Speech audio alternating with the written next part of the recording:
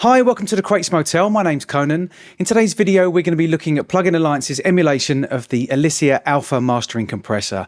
Now, it's an absolute beast. It's one of the only compressors where I've actually read the manual. The hardware, if you can get to the top of the waiting list, is $10,000 upwards. The plugin is obviously significantly less. I think you can pick it up for about $30. Now, if you watch my videos, you'll know that I don't really go in for the whole science thing. I don't run it through Plugin Doctor, and I'm not going to compare it to the hardware. I'm just going to look at the plugin. We're going to look at what you can do with it, how it sounds, put it in some real world situations. So let's jump in. So here we are in Studio One. I'm just going to run through the plugin very, very quickly. I'm not going to go into too much detail. I always say that, and then I do go into lots of detail. But please read the manual because it will go into a lot more detail than I'm about to. And also it gives some really, really good real-world examples at the end. So firstly, it's not resizable. It's an old plugin, like I said, from Brainworx. So, you know, you don't have the option to resize, unfortunately. Maybe they will in an update, not sure. Threshold here speaks for itself. The feed forward and feedback, it's in feedback when it's switched off. This affects the internal side chain. If you have it on feed forward, it's a lot more aggressive. Probably something that you might use more on mix buses, that kind of thing. Really, really good on drum buses. And that also affects what the ratios here are. They're not what they say it is, basically. You can kind of go into limiting when you've got it on feed forward. In feedback, which is what I tend to use it most of the time, these obviously do correspond to the ratio, and it's a lot more subtle. It's, you know, more for mastering, which it is predominantly a mastering compressor. Attack and release, and you have auto fast here. Auto fast with the attack just reacts to quick transients and quick loud bursts of noise that you might get in your source. But yeah, just attack and release, pretty straightforward explaining that. And here's your ratios. Here we basically have, I guess the best way to describe it would be a tilt EQ, very similar to the Elysia Niveau filter. Here, basically, if you go this way, it's going to increase, it's going to tilt towards the low end, and here it's going to tilt towards the high end. Here you can kind of choose where the tilt is. That's the best way to describe it. And you can times it by 10 as well if you want. What it's really useful for, which I'll show, is sometimes you lose a bit of bottom end when you master, if you compress, and this will just kind of bring it back a little bit. It's very subtle, but it's really, really nice. Down here we have their version of parallel compression, basically. This is the direct signal, this is the compressed signal. Have it in the middle and you're going to get some of both. Have it all the way here, you're just going to get compressed. Makeup gain. Here is an emulation of the different circuit which was on the hardware, and it's very subtle, but it is noticeable, especially if you're mastering a source which is quite a lot going on in the high mids, a lot of saturation, maybe a lot of harmonics dancing around, and it just kind of just warms it up. Not quite as noticeable as maybe a tape compression would be, but it's a nice roll off, and it kind of warms everything up, you know, I guess would be the best way to describe it. Here we have a soft clip, which I will show you. I love it. Switch it on and off, drive into the clipper. Really, really nice. Very, again, subtle, but you can push it. Doesn't sound great when you do push it, I've got to be honest. I don't know how it sounds with the hardware because I've never used the hardware. Here it gives you an indication of how much you're clipping. Don't push it too hard is my my advice. And here gives you the gain reduction levels. Mid-side mode, pretty obvious. Bypass, channel link, all pretty obvious stuff. Okay, so what I'm going to do is I'm going to run a few masters through it. What I'm going to do before I hit play, basically, is explain what I want to do with the compressor, play the track, and then go through the moves to get to that point. So initially, this particular track, I want it in stereo mode.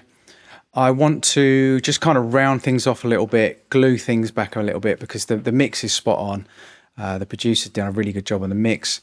I'm going to take the release to about 75 and the attack to about 30, so it's not attacking the transients too much. Let's have this on around about 1.7, and we're going to keep just full compression for now. I'm going to keep the warm circuit off, and I'm not going to use any clipping on this one. So I want about 2 decibels to 3 decibels of gain reduction. Now, that's a lot more than what I would normally do, but I want to show you the character of the compressor. I would probably really aim for about 1 to 1.5. But I do want to show you, how it sounds. And what's probably going to happen is when I push it to about 3, I'm probably going to start losing a little bit of low end. So I'll turn this on and probably take it back a little bit, tilt it towards the low end just a little bit. Let's keep that off for now. Keep that on 0. So let's kick off.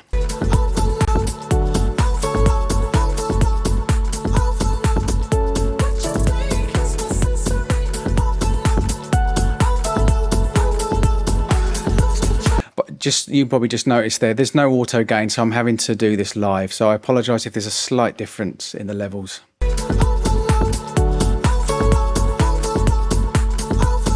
So you can hear, even, I'm getting 3 or 4 here, 100% compression signal.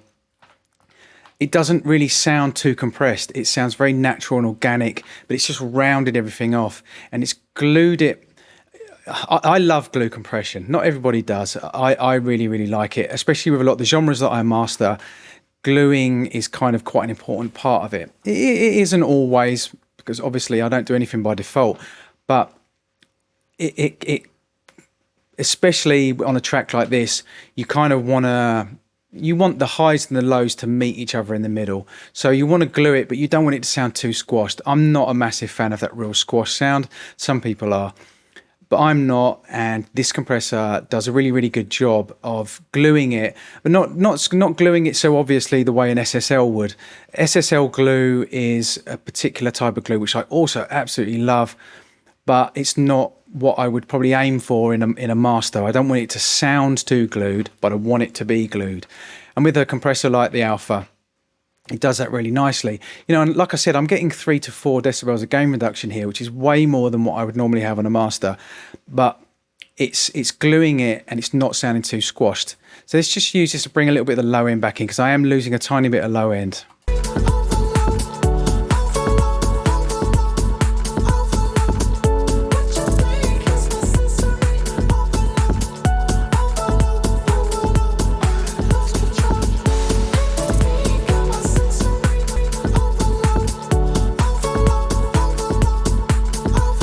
So that's doing what I want it to do. It's quite subtle, and it's a mastering compressor, so it's going to be subtle. But even pushing it that far, I never would push it that far, to be honest, but on this particular track you can get away with it because it's such a good mix. But it immediately sounds to me, it's almost like a tape compression. And I'm not even using this warm circuit down here, which does kind of what tape compression does to a signal.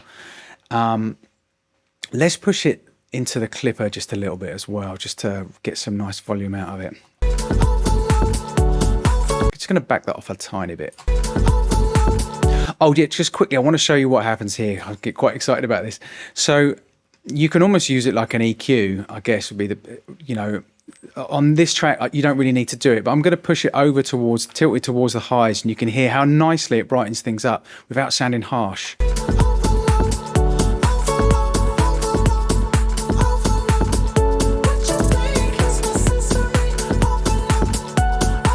Now, obviously, I've lost some low end there, but you could put an EQ after this, something like the Passec or maybe even a Poltec or something, to just bring the rounded, bring that bottom end back up again afterwards. So you've still got the glue between the highs and the lows, but because of this, obviously, I've lost some of the low end, but it's brightened it up really nicely. You can hear it's not harsh, and it has, sometimes with an EQ, it will just sound a little bit harsh if you push it that far. It's quite a big boost, but it still sounds really, really nice. So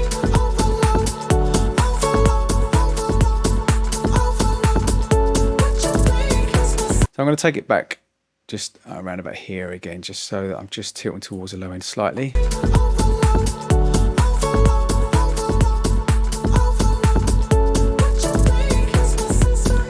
Okay, so I'm going to bring the warm circuit in, and I'm going to clip it just slightly as well.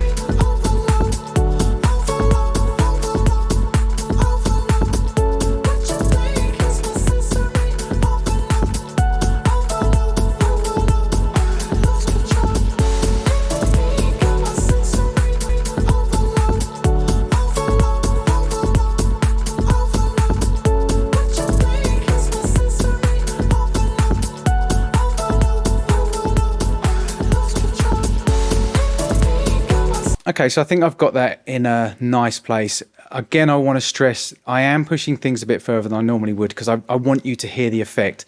But so just bear that in mind. But even hearing the effect and hearing that it is actually compressed quite a lot, certainly further than I normally would, it still sounds really, really nice. So I've pushed it into some gain reduction to glue it. I've got quite a longer attack, so I'm not affecting the transients too much. And it's not a massively high ratio.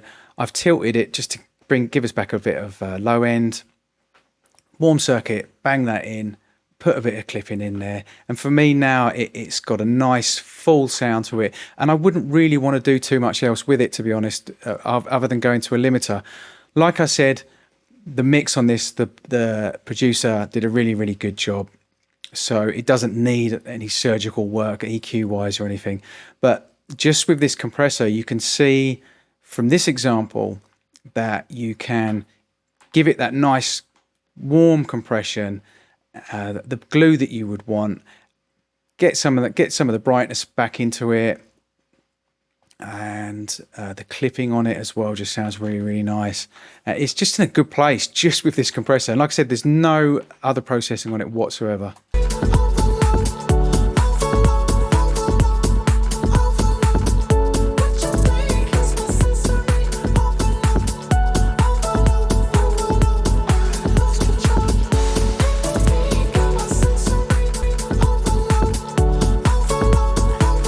It actually sounds quite thin to me without this compressor on there now, and it doesn't really even sound, to me, it definitely doesn't sound over compressed.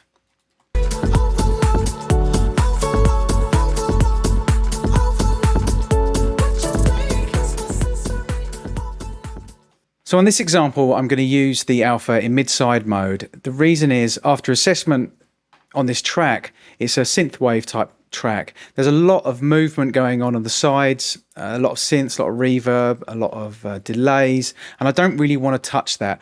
But what I do need to do is I need to glue the mono areas of the signal. The snare drum's a little bit harsh, and I don't really want to touch it with EQ. I just kind of want to round it off if I can, and I don't really want to affect the kick drum too much. So I want some glue, some cohesion in the middle of the track, but I don't really want to touch the sides. So you'd think straight away, yeah, mid-side. What's really nice about the mid-side option on the Alpha is that, you know, you saw from the last example, you can really nicely round things off without them sounding too compressed. But I do need to round off the snare drums quite a lot, which you'll hear in a second. But by not touching the sides, by letting them breathe, you imprint like almost more movement into the track, and whilst you are actually compressing it, you are also letting it breathe, so you're not completely squashing it. And that's what the mid-side is really, really useful for in these situations. You know, you don't have access to the separate tracks, you just have your pre-master. It sounds a little bit flat, and you want to kind of give it a bit of movement.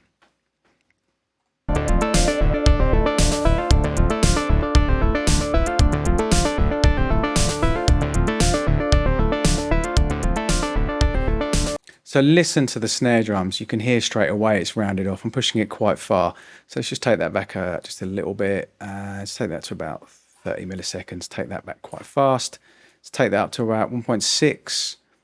Let's leave that alone just for the moment. Keep that on 100% compression.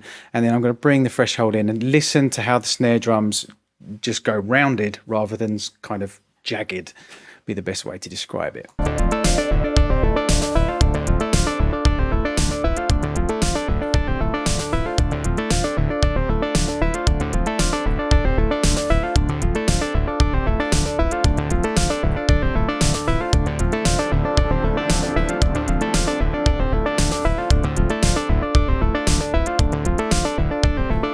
So it's almost made him sound quite punchy, but it's got rid of that jaggedness that I wanted to get rid of on the snare drum, but I've not touched the sides whatsoever.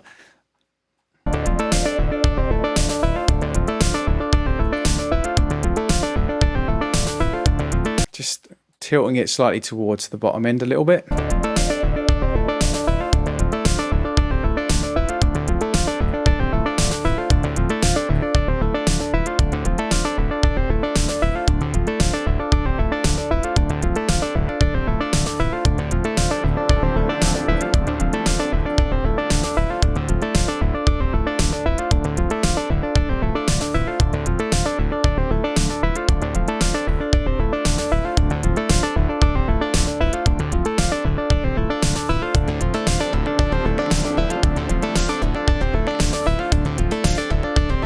So again, I want to point out that's obviously a lot more than I would normally do, but I want you to hear how I've not really touched the sides whatsoever. I have just kind of rounded things off and glued things off in the middle a little bit. So what I'm going to do, at the moment, I've pushed it so that you can hear how much I've rounded off the snare drums. Now I'm just going to back it off to where I probably would have it in this situation, but still doing what I had, you know, getting to the point where I wanted to get to from doing the pre-assessment that I did.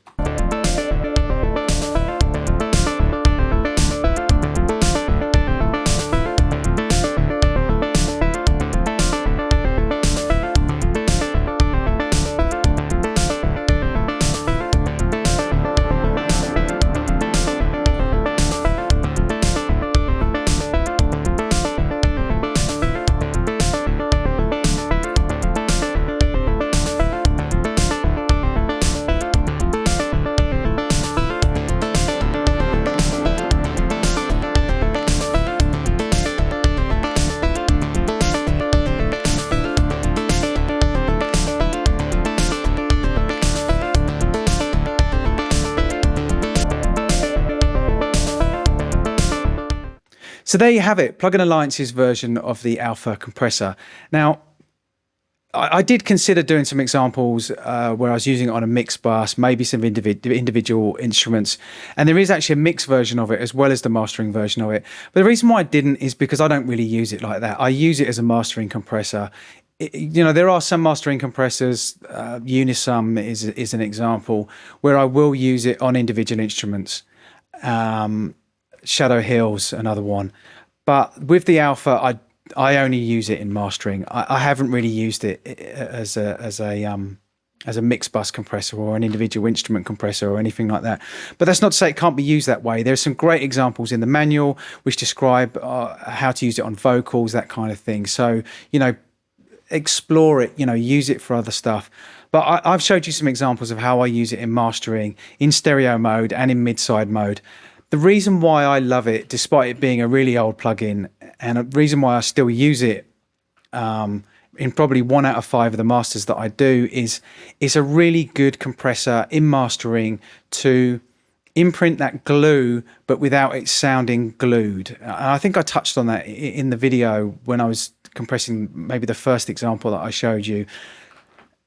SSL, for instance, the bus compressor, it's a sound that we all know, and that's because it imprints a sound, and it's a sound that a lot of us love.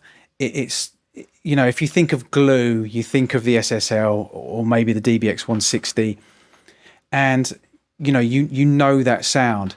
In mastering, sometimes I will want to go for the SSL sound, but generally in a situation where I need to glue, I don't want it to sound too glued. Shadow Hills is another mastering compressor which is really good at giving that SSL kind of sound, glued sound, but it's not very transparent. What the Alpha does for me is it glues with transparency, and in mastering that can be really, really useful. Not always, sometimes you want some character imprinted into the sound, but like I said, the Alpha is transparent, but yet it still glues. And I hope that I showed that in the examples, with the stereo mode one gluing the whole track, and with the mid-side mode just kind of gluing the rounding off the transients and gluing the center of the track, the middle of the track rather, and not touching the sides, so still allowing that movement, still allowing that kind of breathing going on the sides. It really is, you know, an oldie but goldie. So thanks for watching.